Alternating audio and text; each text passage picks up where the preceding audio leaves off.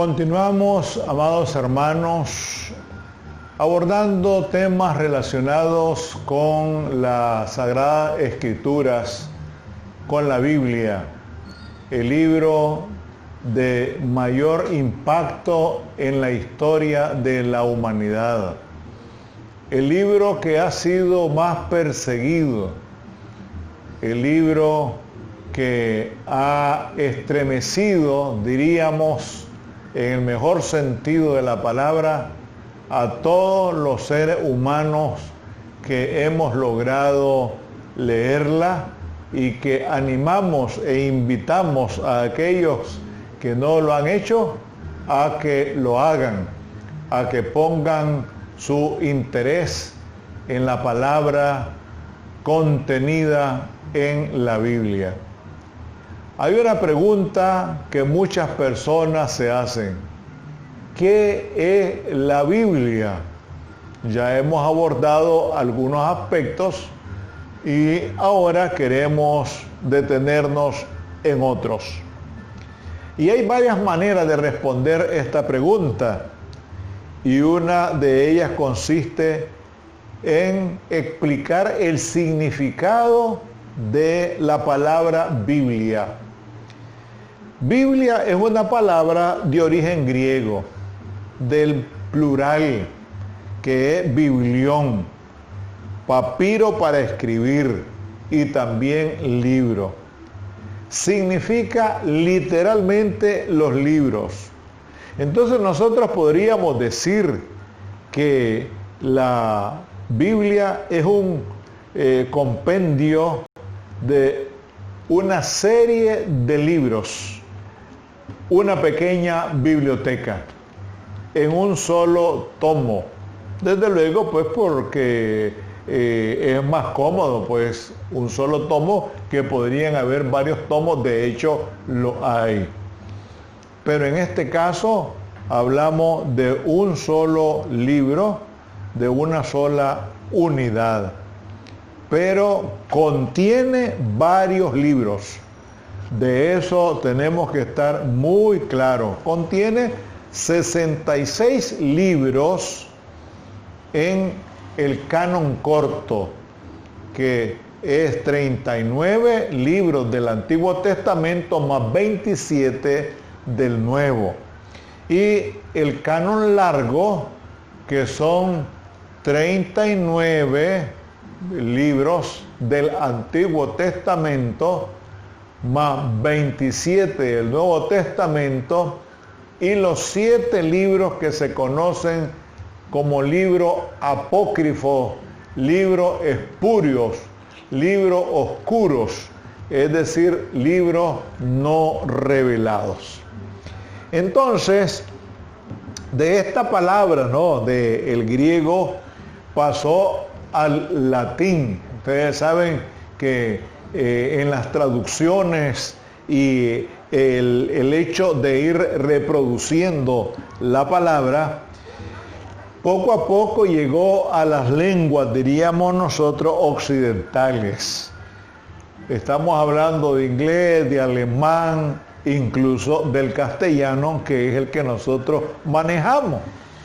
Y ya no era con el nombre, con ese nombre plural, es decir, de libros, sino solamente el singular, la Biblia. En otras palabras, el libro. Bien, y el libro, por excelencia, no es un libro cualquiera. Lo hemos dicho y lo repetimos. Es un libro que ha impactado y que sigue impactando a toda la humanidad. Entonces, con este término se designa ahora a esa colección que les dije anteriormente de escritos reconocidos como sagrados por el pueblo judío y por la iglesia cristiana.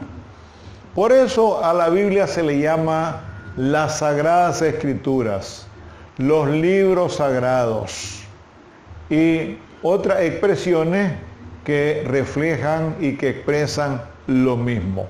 y libros sagrados porque precisamente tienen un carácter eminentemente espiritual y que llevan al hombre, conducen a los seres humanos hacia el Señor.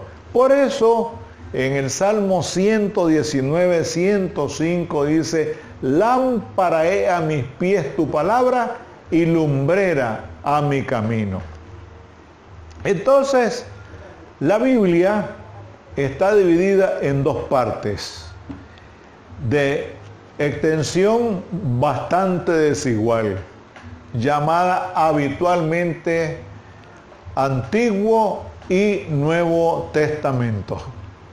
A primera vista, la palabra testamento se presta a equivocación, porque no se ve muy bien en qué sentido puede aplicarse a la Biblia.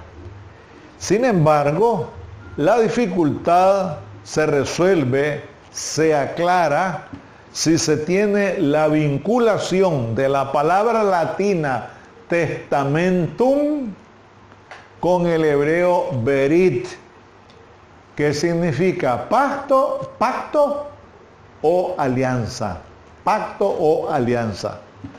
Berit es uno de los términos fundamentales de la teología bíblica y con él se designa el lazo de unión que el Señor estableció con su pueblo en el monte Sinaí, que fue cuando Dios le dio las tablas de la ley a Moisés.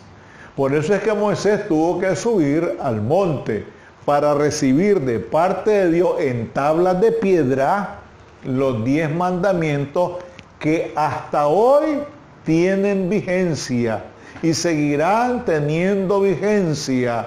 Y hago énfasis en esto porque hay algunos que dicen, no, si ya los 10 mandamientos no tienen trascendencia, no tienen vigencia, no tienen importancia. Pero yo quiero decirles que es conveniente que nosotros revisemos, por ejemplo, Mateo 5:17, para esos que no quieren tener o darle la importancia al Antiguo Testamento. 5:17 dice, no crean que vine a quitar la ley, ni a decir que la enseñanza de los profetas ya no vale. Al contrario, vine a darle su verdadero valor.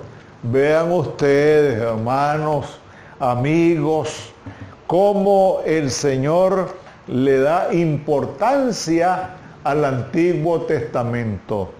Y hacemos esta observación porque hay algunos grupos, algunas personas que siguen a un hereje llamado Marción, que este hereje decía que el Antiguo Testamento no tenía ningún valor y que solo se quedaba con el Nuevo Testamento. Él lo enseñaba de esa manera. Ahora bien, a este pacto, alianza o lazo de unión establecido por medio de Moisés, los profetas compusieron o contrapusieron una nueva alianza que no estaría escrita como la antigua sobre tablas de piedra, sino en el corazón de las personas por el Espíritu Santo. Y aquí vale la pena, el Espíritu Santo es el Espíritu del Señor también.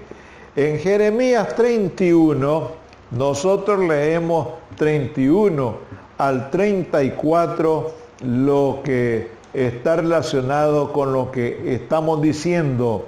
Dice aquí, el Dios de Israel dice, viene el día en que haré un nuevo pacto con el pueblo de Israel y con el pueblo de Judá. En el pasado tomé de la mano a sus antepasados y los saqué de Egipto.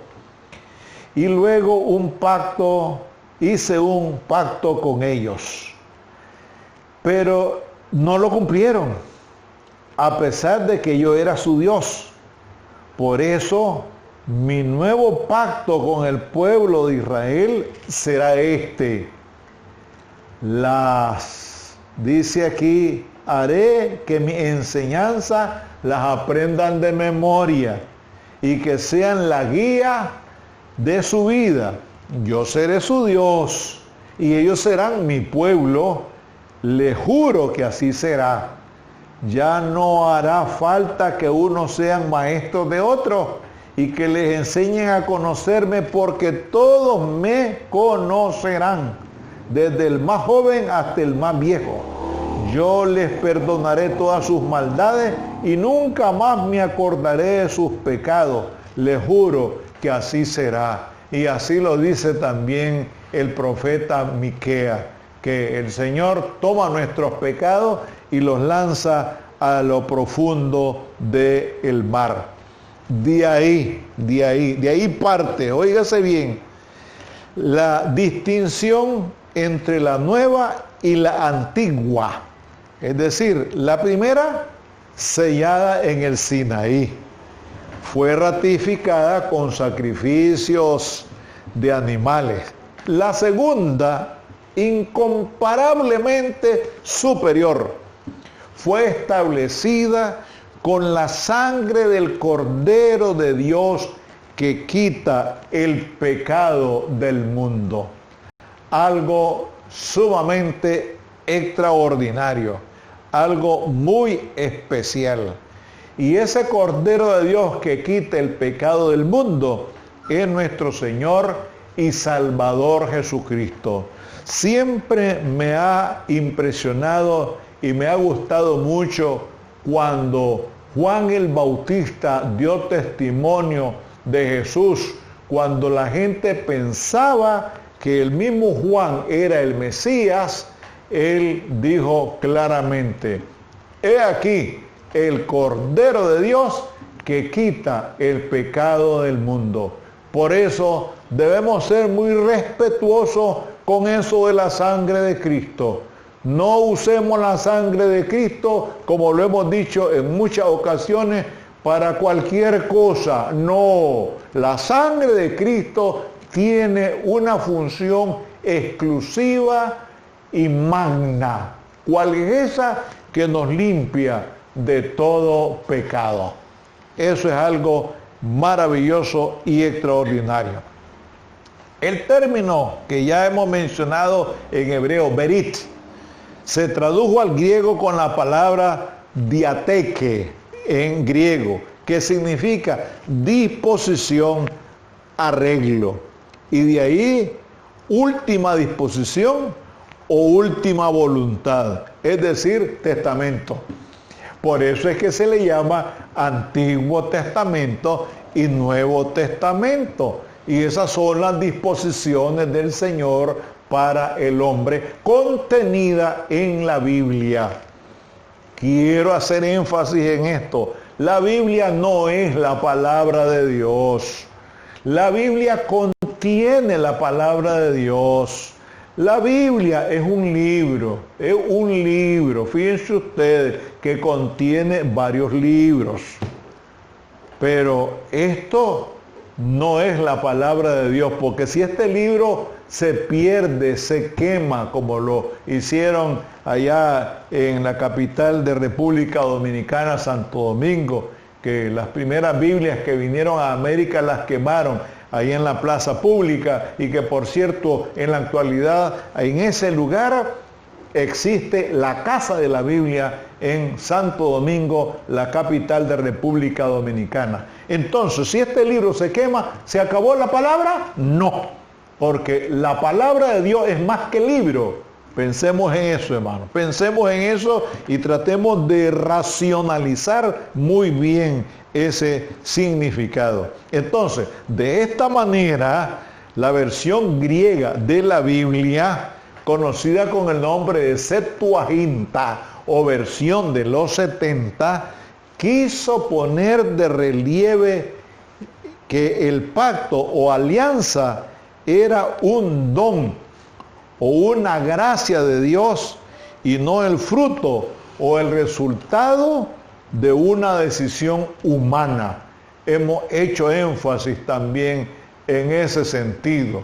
La Biblia es una disposición de Dios, es algo que Él estableció y que nosotros disponemos ahora de esos dos testamentos que nos ayudan a conducirnos en este mundo de acuerdo a la voluntad de Dios. Padre Celestial, estamos agradecidos por tu palabra, porque esa palabra nos ayuda a conducirnos correctamente.